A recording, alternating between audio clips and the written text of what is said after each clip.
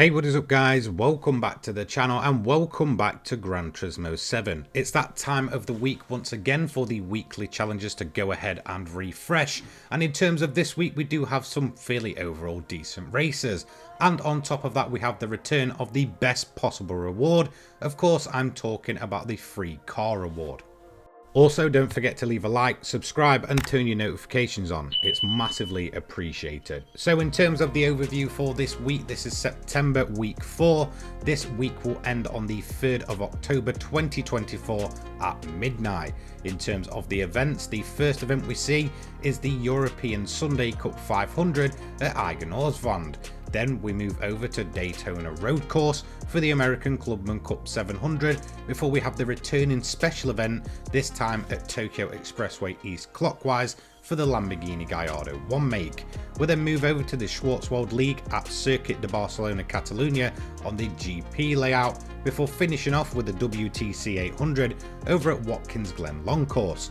In terms of the reward, as mentioned, we do have that famed 6-star roulette ticket car ticket, but on top of that we also have the 6-star pot ticket, and for completing 3 events is 150,000 credits.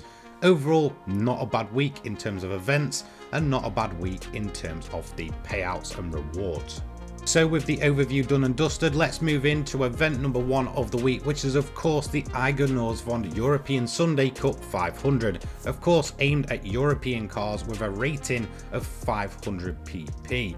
Again, I will try and stay as close as possible to any recommendation and run all events on the hardest difficulty. In terms of event number 1, my car of choice was the Pantera. It was an absolute beauty to drive around the hills here. I really enjoyed this one. Now in terms of the event itself, it's a 3-lap sprint race, so of course we are not worrying about the likes of tyre wear or fuel usage.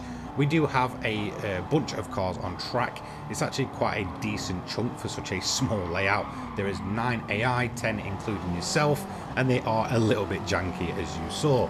A lot of the cars, especially through the tight hilled section where a lot of the sort of hairpins are, will end up sort of kicking around and weaving about, so just take note of that. If you clatter them, you will lose that clean race bonus. Another corner you need to watch out for is the final one just before the start finish line. Again, the AI just seems to get all out of shape there, so just bear that in mind. In terms of the AI themselves, they're not really that quick overall. Majority of them are super easy to overtake, and because it's quite tight, the AI does kind of get a bit confused in front of the slower cars and will end up just getting really held up and losing a lot of time and pace. The fastest car that you do really want to watch out for though is that front running bright yellow M3. It will give you a pretty decent run for your money, but we did manage to get this event done and dusted in no time at all. That is going to be tick number 1 for the week. In terms of the payout for this one, it's 52,500 credits with the clean race bonus. Really not too bad at all for a 5-mile event, and we of course get the parts ticket on top of that. Let's move over to event number 2. Event number 2 of the week sees us head over to Daytona road course. This is for the American Clubman Cup 700, of course aimed at American cars at a 700 pp rating. There is quite a few cars on offer here that you can use. This is one of the notorious day 1 events where there's a massive spread amongst the field. So I went for the engine swapped Shelby 350R, which was my weapon of choice for this second event of the week. Now as mentioned, there is a fair spread amongst the AI, and there's also a massive mixed bag of different vehicles. There are 11 AI opponents, 12 cars on track including yourself, and once again we are not worrying about tyre life or fuel usage. However, in terms of the AI themselves, be prepared to have to chase down the front runners. They will pull out a pretty major gap in comparison to everything else. Because of the sheer mix of different vehicles, they do seem to get held up constantly, will bunch up, and that will allow the front runners to just kind of break free.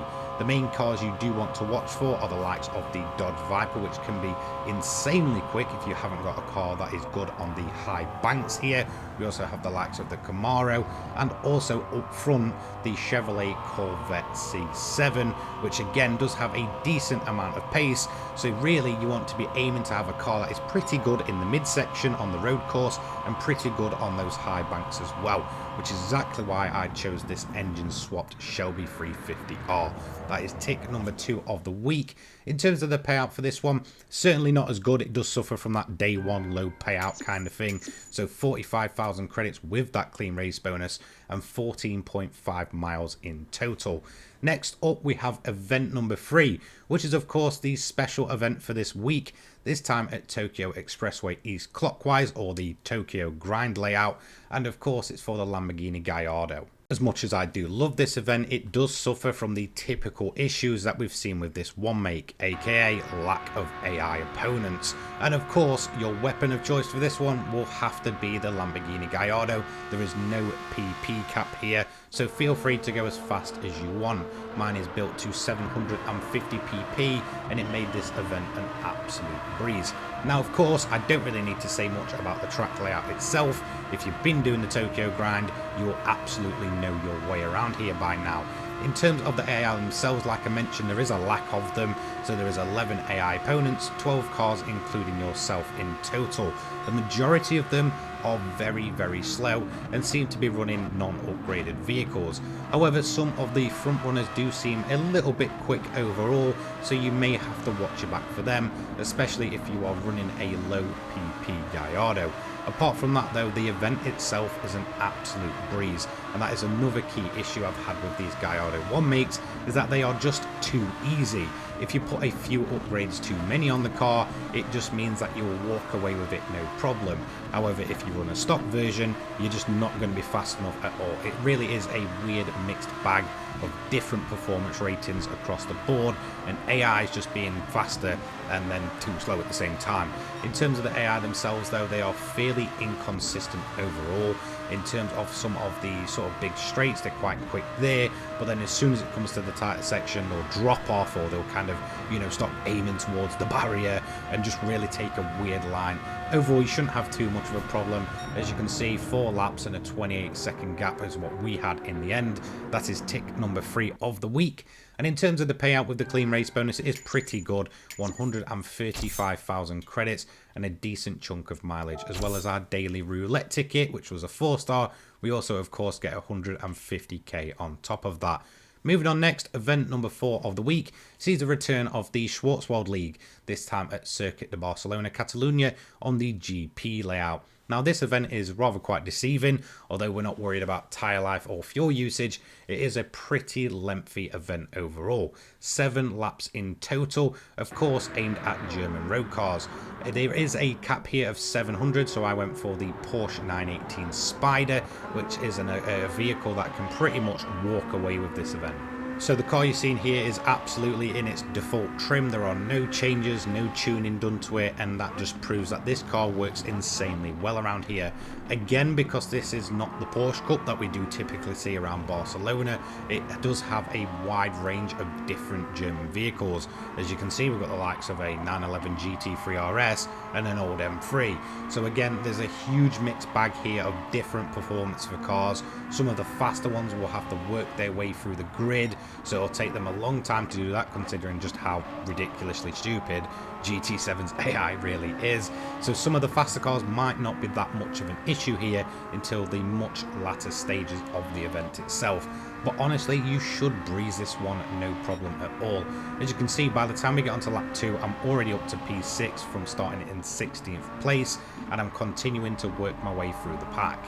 Again, with this being one of the day 1 events, it does suffer from the issue that there is plenty of AI on the grid, but again, they are just so spread out. You are constantly chasing them down, and again, in terms of those front running cars, they're going to be way up the road by the time you start working your way through the pack itself. So just be aware of that. If you're using a slower German car, that you might struggle towards the end, especially chasing down that front running car, which will probably be a good 5 to 6 seconds ahead of P2 by the time you actually get there. However, I did manage to take the lead on the start of lap 3, So honestly, I don't think you'll have too much trouble here. A 25-second lead by the end of the event, and of course that's going to give us tick number 4 for the week. Now I didn't get the clean race bonus here, and I'm not exactly sure why. I didn't hit anyone or run wide, but it's 88k in terms of the flat payout rate. So finally we do have the WTC 800, one of my favorite events in the entire game, over at Watkins Glen long course. Of course this time we will have to watch out for fuel and tire life, so I do recommend getting yourself a car like the 787B, or what I'm going to use, the CLK, which can do it on a no stop race. So again, of course, my weapon of choice for this one was the CLK LM. And in terms of the event itself, it is relatively easy. Of course, being at Watkins Glen, we don't have to worry about time of day or cooling conditions or any weather at all with the likes of rain. So it's a straight up daytime race. In terms of the AI, there are 19 of them, 20 including yourself, and there is a fierce spread amongst the pack. So again, it's all about trying to go from sort of group to group, taking them on, getting the overtakes done, and then moving on to the next group. That's probably how it's going to work for the majority of you. Now in terms of my strategy, it was all about saving fuel and saving tires. So fuel mix 6 for me all the way until the end. That way I don't have to stop. And once I do get to that final lap, if I really want to, I can just boost the engine up and get that final lap done and dusted even faster. Now, as any other typical WTC 800 event, we do see a wide range of strategies going on here. You'll see cars pitting on different laps. You'll see some cars on the 2-stop, so they'll pit actually quite deep into the event, but then also pit again on the last couple of laps, losing them a ton of positions. And we of course have the 1-stopping cars, which do seem to run the hard tyres and perform much worse on the entirety of the event. So in terms of my strategy, I'm just not going to pit at all. I've got plenty of pace. It's a Group 2 race car. The tyres are going to be absolutely fine for the majority of it. So of course I went for the racing hards, so I can just ensure that I've got the tyre life towards the end. And in terms of that fuel, once again, the main reason for keeping it low, whilst I could probably run it about fuel mix 4, for me fuel mix 6 was fine because it stops spinning up the tyres, and again just doesn't put any unnecessary wear here. Again, with the AI pitting constantly, I did build up a 1-minute gap come the end of this event. It's a super easy one overall. That is going to give us tick number 5 of the week. In terms of the payout, once again, I didn't get the clean race bonus, a bit of a bump with the Mazda there. So it's 200,000 credits, and of course the 6-star car ticket. So in terms of the rewards this week, let's open them up. We have our first one, which is our daily marathon. This was the 4-star ticket, and as you can see, we've got quite lucky once again, having a ticket with cars only here. Some decent cars on offer, and we're actually going to end up with the Group 2 race car, the Nissan GTR GT500 from 2016. So that is a fairly decent reward, valued at 800k. We're then going to open up the parts ticket next. This was for completing one single event this week. I'm not usually a big fan of these, and I wish I could just sell off the parts, but we are of course going to end up with a part nonetheless. This time we got it for the Aston Martin. This was for the V8 Vantage from 2015, and that is the high camshaft S. Now in terms of the next ticket, it's going to be the 150k, and finally the 6-star roulette ticket, which is the car ticket, the biggest one of the week. Let's see what we get this time. Typically does have some of the invitation cars here, some VGTs, Le Mans cars, as you can see. Now in terms of the reward, I would really want the Porsche, but once again we're going to end up with one of the 2019 Super Formulas. This time the Toyota version. I have won the Honda version previous. And there we go, that is this week's weekly challenges and rewards. A massive thank you to you guys watching at home, and an even bigger thank you to all of my channel members for their continued support of the channel. If these videos do help you out, feel free to join those channel members. It is massively appreciated and does help me massively between the uploads as well. Anyway, hope you have a fantastic start to your weekend. Take care guys, peace.